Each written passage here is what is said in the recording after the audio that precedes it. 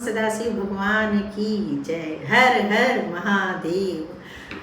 आइए आज मैं अपने तीसरे ब्लॉग का शुभारंभ करती हूँ और आज का शुभारंभ मैं करूँगी भगवान शिव की भक्ति के साथ। जैसा कि आप सभी जानते हैं कि द्वादशी और त्रयोदशी आज एक साथ है, तो आज है सोम प्रदोष।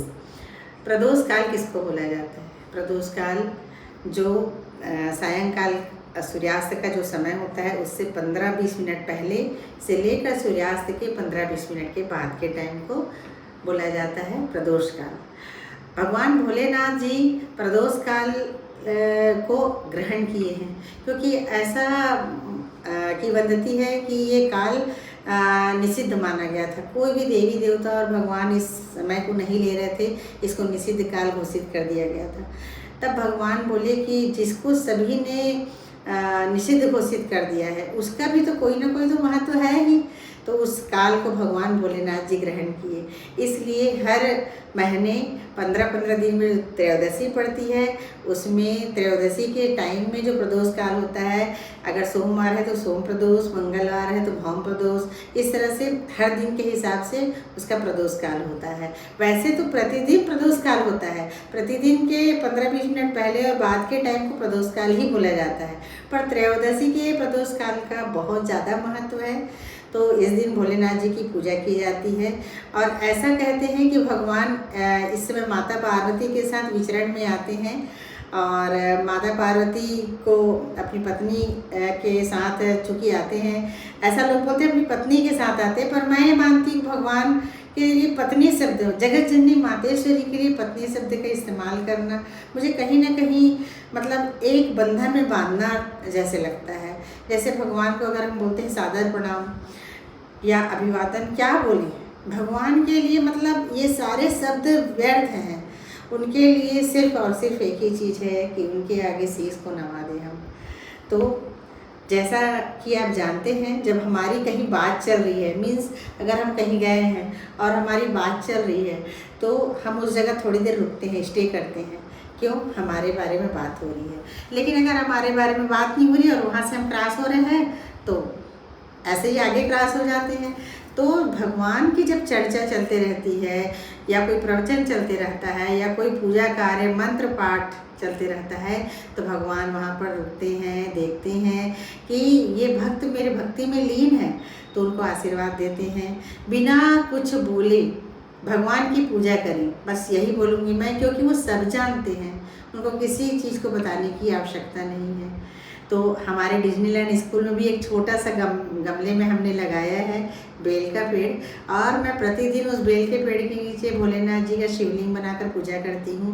प्रतिदिन जब मैं स्कूल आती हूँ तो सबसे पहले भोलेनाथ जी को जल चढ़ाती हूँ, और ये मुझे इतना आनंद देता है जिसकी व्याख्या मैं शब्दों में नहीं कर सकती।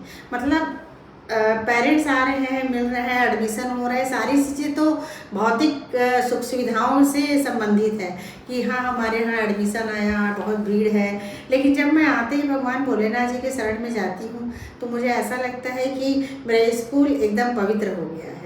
तो आइए मैं आपको डिज्नीलैंड के अपने छोटे से बेल के पेड़ के पास ले जाती हूँ और भगवान भोलेनाथ जी की भक्ति में हम लीन होंगे। आज हमारे घर पूजा भी रखी हूँ मैं सायंकाल में, तो आज मैं आप लोगों को अपने यहाँ घर भी ले जाऊँगी और शिव जी का आज दिन भर बस कुछ नहीं, ओम नमः शिवाय, ओम नमः शिवाय बोलिए, वो भी नहीं बोल सकते हैं तो सिर्फ दिन भर बस रटिए शिव शिव शिव, शिव रटत शिव भजत शिव ही शिव है, बोलते हैं ना। इसलिए चलिए मैं आपको ले जाती हूँ अपने डिज्नीलैंड के छोटे से गमले के पेड़ के पास और आप सभी को दर्शन कराती हूँ।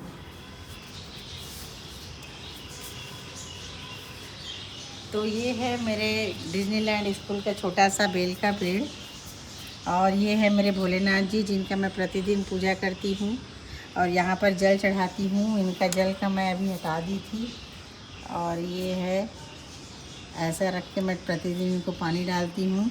और ये है प्रसाद आज का, तिल का रेवड़ी, और ये है सत्तू।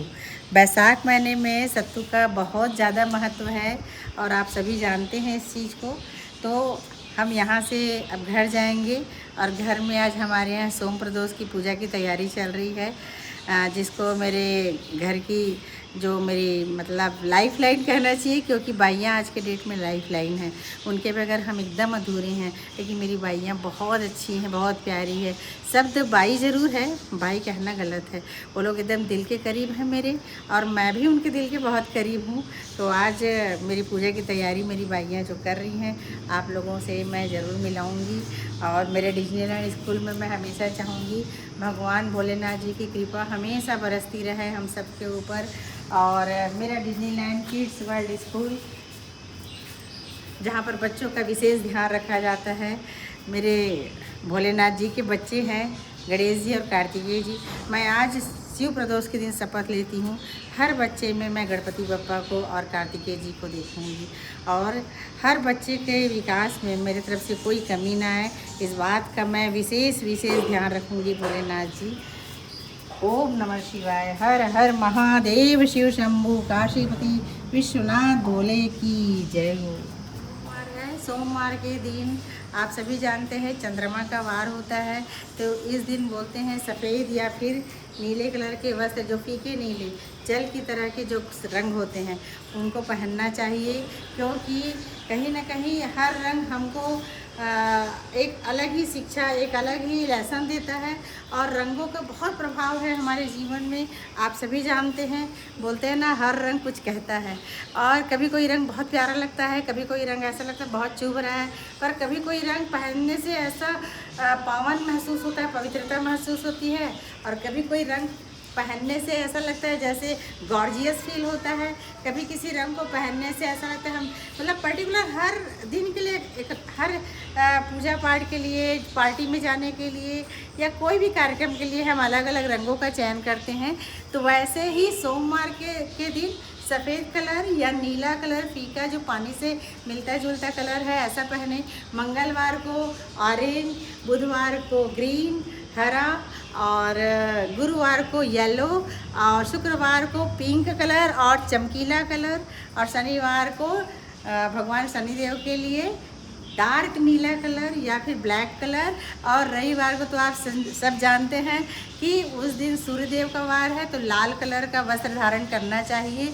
लेकिन जब आपके घर में विशेष पूजा पाठ चल रही हो, तो 2-3 कलर का विशेष महत्व होता है, वो है orange colour, yellow colour, red colour.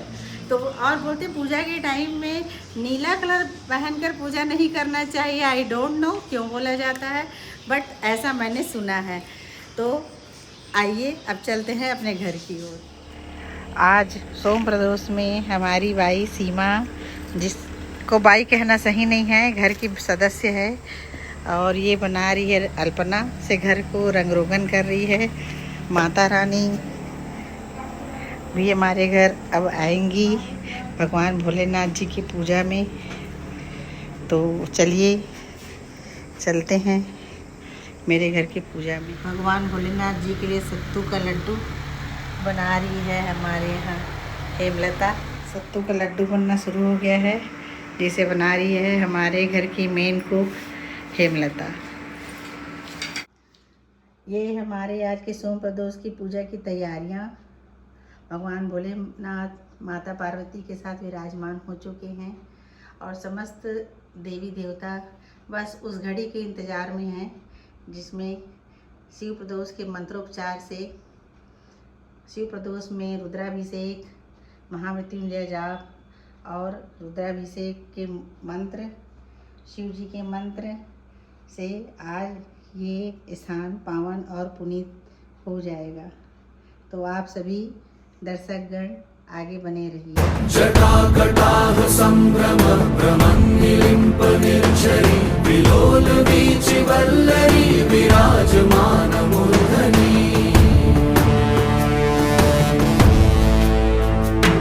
धगत् धगत् धगत् ज्वलल्ललाट पट्ट पाव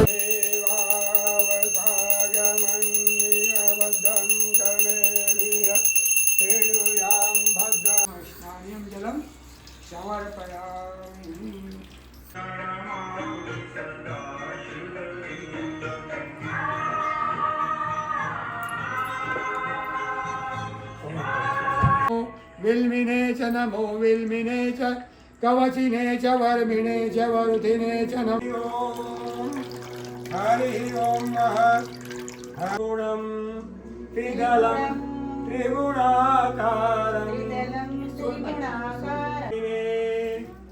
मुनिभ्यङ्गानि च मे अस्थिनि च मे गर्वं कहत शिवानन्द। आज का हमारा सोम प्रदोष का पूजा संपन्न हुआ। भगवान भोलेनाथ और आदिशक्ति माता सदैव सदैव हमारे मन को अपने चरणों में, हमारे तन को अपने चरणों में, हमारी आत्मा को अपने चरणों में वो लगाए रखें और भगवान भोलेनाथ जी की कृपा हमेशा हमेशा बरसती रहे।